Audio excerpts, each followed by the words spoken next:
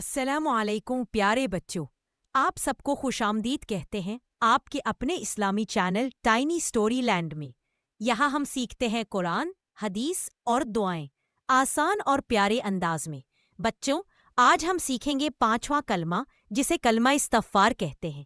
استغفار کا مطلب ہوتا ہے اللہ تعالیٰ سے اپنے گناہوں کی معافی مانگنا۔ پیارے نبی محمد صلی اللہ علیہ وسلم نے فرمایا، جو شخص استغفار کو اپنی عادت بنا لیتا ہے اللہ تعالیٰ اس کے ہر غم کا حل نکالتا ہے۔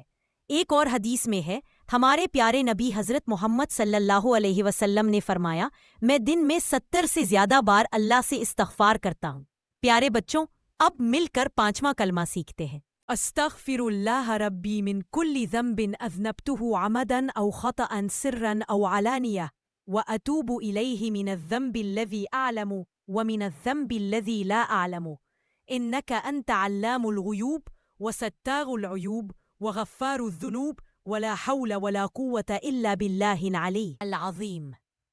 میں اللہ سے بخشش مانگتا ہوں جو میرا پروردگار ہے، ہر گناہ سے جو میں نے کیا، چاہے جان بوجھ کر یا بھول کر، چھپ کر یا سب کے سامنے، اور میں توبہ کرتا ہوں ان گناہوں سے جنہیں میں جانتا ہوں اور ان سے بھی جو میں نہیں جانتا۔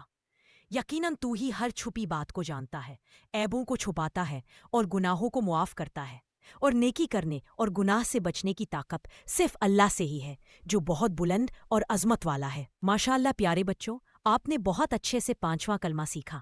اسے یاد کریں، روزانہ پڑھیں اور دوسروں کو بھی سکھائیں۔